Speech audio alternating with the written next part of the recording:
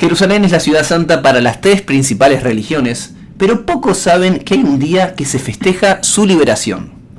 Durante 2 décadas estuvo bajo dominio jordano hasta que finalmente Israel logró recuperarla. ¿Qué es Yom Yerushalayim? ¿Qué costumbres hay? ¿Hay cambios en la halajá? Sobre estos temas vamos a estar hablando hoy en Final Abierto. Bienvenidos, mi nombre es Jacob Lipsik. Mi nombre es Jonathan Perini, muchas gracias por estar ahí, muchas gracias por acompañarnos, muchas gracias por esperarnos. Sí, esperarnos. Siempre prometemos aumentar la periodicidad. Me siento Mirta Legrand. Sí, la verdad. Pero bueno, esperemos que esta vez cumplamos con retomar la periodicidad de este espacio que tanto gusta y que tanto nos gusta hacer y difundir. Muy bien. Yo empecé esta semana hablando del tema con unos alumnos y les dije que muchas veces vivimos en anacronismos históricos. La gente piensa que algo que porque está hoy así se dio siempre. De repente sí, porque Hashem le mandó un WhatsApp a Moshe y dijo, pará, no había WhatsApp, no había teléfono, claro. Eso se llama anacronismo. Había que prenderle fuego a un árbol. Sí, bueno, mínimamente. Entonces, nosotros pensamos que hoy en día viajar a Israel hay una foto que no puedes perder, no puedes no tener. Puedes a veces no ir a Masada, puedes no ir al Mar Muerto, puedes no ir hasta Eilat, puedes no irte al Golán, pero al Kotel hay que ir. Los jefes de Estado lo que hacen, incluso que están 2 días o pocas horas, van a sacar la foto. Obligatoria es la foto en el Kotel, tefilá, depende de cada uno sus credos, pero apoyar la mano, apoyar la mano, la foto, un beso, depende de cada uno según su afinidad con la cultura judía, con la tradición judía y con la fe judía. Pero entonces pensamos que viajar a Israel siempre fue así, donde uno va, saca la foto del Kotel y después veo qué más hago. Claro. La verdad es que no fue así. Como dijiste en la introducción, el país se funda en 1948 y el Kotel no era parte de Israel. No solo que no era parte de Israel, sino que era inaccesible. Los jordanos conquistan en la guerra de independencia de Israel, toman rápidamente Yerushalayim, la parte este de la ciudad, que incluye la ciudad vieja. Sí. Para el que se ubica recién saliendo de la muralla y caminando unos metros más estaba la frontera que empezaba la Jerusalén oeste, que es la que estaba dominada por Israel, donde los jordanos en esos casi 20 años hicieron un desastre, agarraron las lápidas del Aras de Itim, lo usaron para hacer caminos, pavimento, destruyeron un montón de Batei Knesset, de sinagogas adentro de la parte que ellos controlaban, y lo más grave de todo fue que el punto neurálgico del pueblo judío, el lugar más sagrado para el pueblo judío de la historia, quedó inaccesible y vedado para que el judío acceda a rezar ahí. Claro, o sea, recordemos básicamente que cuando fue la declaración de la independencia, en realidad empezó en el 47, después cuando fue el 48 se inicia la guerra entre Israel y los países árabes, que todos los países árabes que rodeaban atacaron a Israel, a pesar de que uno consideraría que fue una victoria militar, porque evidentemente Israel pudo hacer frente a los países árabes, hubo territorio que quedó en manos de, por ejemplo en este caso, los jordanos, en el caso también de Jerusalén y Cisjordania. Y hubo que esperar muchísimo tiempo, otra vez, una nueva guerra, para poder reconquistarla. En este caso estamos hablando de algo que fue una gesta milagrosa, y de hecho también por eso vamos a estar vinculándolo un poco con la fe judía y con la halajá, que tiene que ver con la guerra de los 6 días, pero para que tengan en cuenta, fue recién en el 67. Tal cual. Entonces hubo un lapso de tiempo, como decía recién Yoni, que fueron 19 años en los cuales era inaccesible el Kotel y un montón de otros lugares, sinagogas que fueron destruidas, gente que tenía muertos enterrados en Aras Eitim tampoco podía visitarlos. También el cementerio judío más antiguo del mundo y en uso hoy en día, en ese momento quedó inaccesible. Muy bien, entonces, ¿qué pasó? En 1967, ahora sí ponémonos un poquito de contexto histórico. Varios países árabes atacan a Israel y Israel, se venía caldeando la cosa. Sí. Israel hace un ataque preventivo antes de que los países árabes aprieten el botón y ataquen. Israel en una mañana destruye toda la aviación egipcia, después la Siria, entonces quedó con dominio total de los aires y termina en lo que son 7 días de guerra conquistando o recuperando toda la península del Sinaí de Egipto. Egipto que quería conquistar terminó perdiendo. Claro. Siria que quería bajar del Golán a invadir terminó perdiendo los altos del Golán, que es un punto estratégico tanto para invasión de Israel, que al día de hoy está en disputa todavía. El día de hoy sigue en disputa. Y Jordania pierde lo que se llama históricamente Judea y Samaria, Yehudá y Shombrón, que ellos lo llamaban Cisjordania. Estaba Jordania a un lado, Cisjordania del otro, como que era el anexo de Jordania, y Israel conquista toda la zona y conquista también de Egipto la franja de Gaza, para no olvidarnos. Para usted que tal vez se hace un poco de memoria, digamos, esta es la época en la que hay dos grandes figuras militares que se convierten en íconos, en hitos. Estoy hablando de Moshe Dayan Yitzhak Rabin, ¿sí? Yitzhak Rabin muchos tal vez lo tienen como un viejito bueno y demás. Yitzhak Rabin fue el jefe del ejército, ¿sí? Y Moshe Dayan, muchos sabrán quién es aquel con el parche en el ojo, la figura heroica militar histórica para Israel. Y bueno, ellos fueron, por así decirlo, las figuras militares de la gesta esta que, como decíamos recién, fue algo absolutamente milagroso. El tema, y acá esta vez un poco la discusión, es que muchos comienzan a decir, no hay un milagro, es el poderío militar que tiene Israel. Ahora bien, dentro de toda esta gesta, más allá de lo del Sinaí y lo que tiene que ver con los Altos de Golán, nosotros nos vamos a enfocar en la reconquista, la recuperación de Jerusalén, ¿sí? Que fue, como decíamos, en el 1967 y fue una gran alegría. También está la foto, la famosa foto del Rab, o sea, los otros 3 soldados y también del Rab Shlomo Goren con el shofar. Sí, tal cual. Jordania no estaba en la guerra la arman en teoría Egipto y Siria, que era una alianza, era como un solo país con un solo centro de mando. Decimos atacar nosotros. Israel le pide al rey de Jordania, por favor no te metas, esta no es tu guerra, ¿viste? No te metas acá. El rey de Jordania recibe informes de que Egipto y Siria están ganando, cuando estaban perdidos por completo, y dice, bueno, yo aprovecho, no voy a quedarme sin la foto yo de la victoria. Se mete Jordania y ahí Israel dice, bueno, es nuestro momento, es el momento de repeler el ataque jordano, y no solo fue repelerlo, sino que fue tomar de vuelta los lugares sagrados que estaban vedados para el pueblo judío. Hay varios audios que se pueden recuperar hoy, son muy emocionantes, cuando se anuncia, obviamente, la recuperación de algo que era un anhelo durante muchísimos años, que era el tema de la Jerusalén unificada, ¿sí? Es más, recordemos que uno de los pactos que Israel estuvo dispuesto a ceder para la creación del Estado era considerar a Jerusalén en algún punto como una ciudad internacional y demás. Esta victoria militar le permite decir, bueno, ya está, ustedes intentaron, nosotros estamos dispuestos a ceder un montón de cosas, nos atacaron por todos lados, ahora la recuperamos y es nuestra. En ese momento también Israel promete que no se iban a comportar como los jordanos y que no iban a destruir los lugares de rezos y demás, sino que iban a ser gente civilizada, pero... Y que de hecho se mantuvo hasta el día de hoy la libertad de culto que tenemos en Jerusalén, donde viene el judío y reza en el cótel, viene el cristiano y reza en el Santo Sepulcro, viene el musulmán y puede rezar en el monte del templo, lo que ellos llaman el Al-Aqsa, el Al-Aqsa, el templo de Al-Aqsa. La mezquita. Sí, mezquita es la del lado, por eso Al-Aqsa es el templo y mezquita es la del lado, el domo de la roca es uno.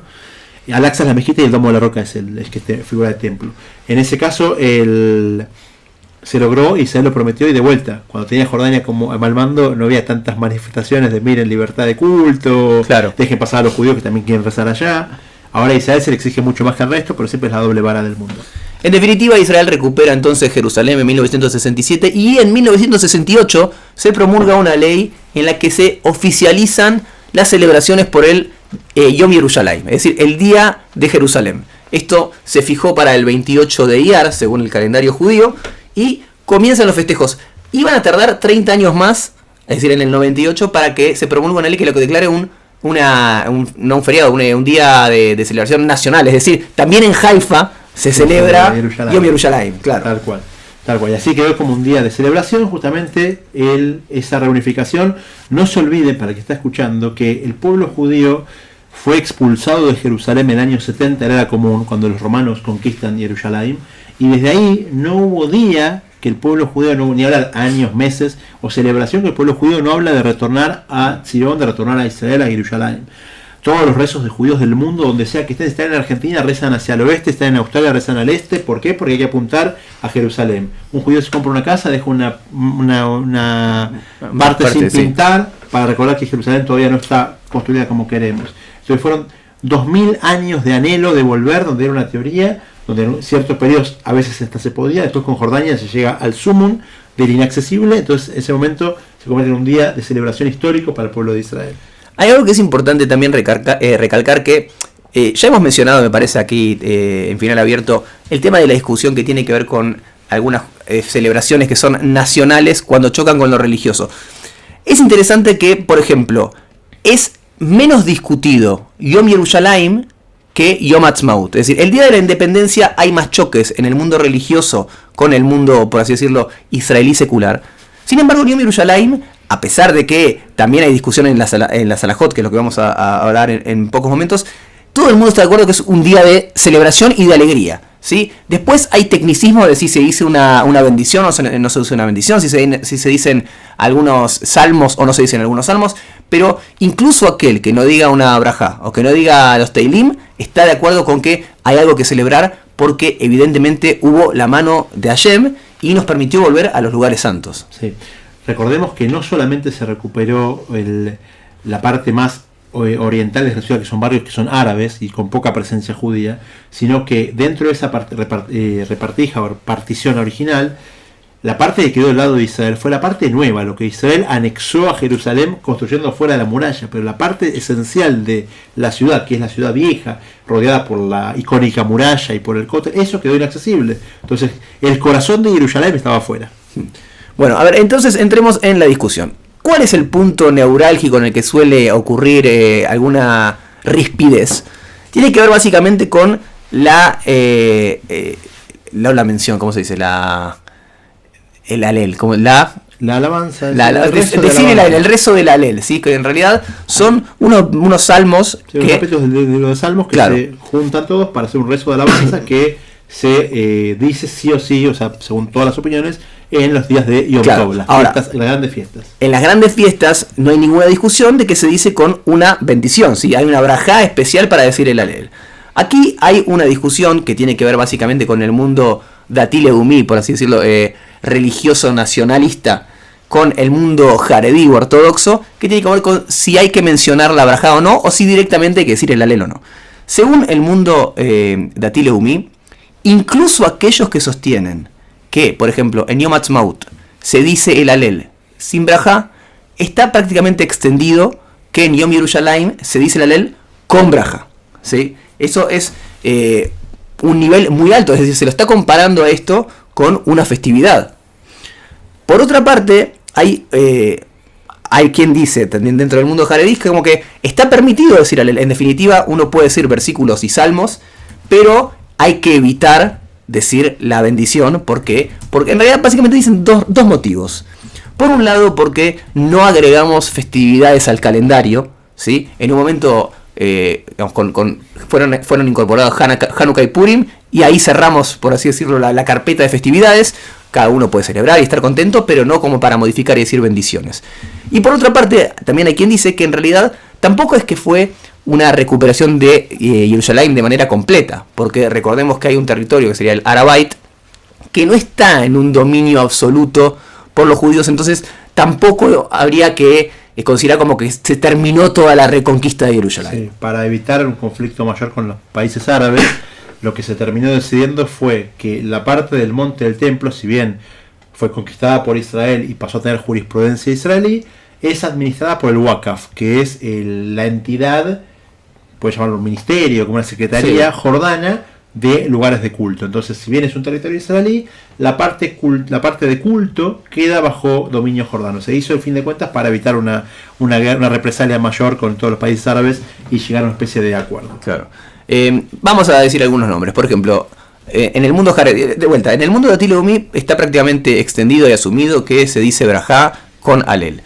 En el mundo ortodoxo jaredí, Rab Ovadia de Yosef menciona esta halajá, y él dice que no hay que decir la bendición, y aquel que quiere puede incorporar los versículos del alel si es que quiere o si no quiere. Hay una postura interesante que es la de Rab Shlomo Zalman Auerbach, que lo hemos mencionado varias veces. Fue un gran legislador, un gran posek del mundo jaredí, litaí, Rosh Yeshiva de Kol Torah durante más de 40 años. Y pero Yerushalmi, que toda su vida fue Jerusalén. Pero siempre mostró como un gran amor por la tierra de Israel y era considerado como una persona muy abierta a todo el mundo, como no era una persona severa, por así decirlo. Y él mencionaba que él no decía el alel, no decía la brajá, pero se ocupaba, por ejemplo, de ir al Kotel a celebrar, que era un día de celebración, que hay que agradecer a Hashem porque realmente fue un milagro. Entonces, a pesar de que las cuestiones técnicas de la halajá decía que no hay que comparar este día con un día con un Hag, sí hay que celebrarlo, y de hecho él mismo iba hasta el Muro de los Lamentos, hasta el Kotel, como para estar presente en las celebraciones. Que de hecho una de las celebraciones más importantes que hay es el desfile de las banderas, Claro. donde se juntan jóvenes más que nada, pero todas las edades. Cientos de miles. Sí, cientos de miles de jóvenes que van caminando por las calles de Jerusalén hasta llegar al Kotel, y es muy pintoresco, todo azul y blanco, y llegan al Kotel y se baila.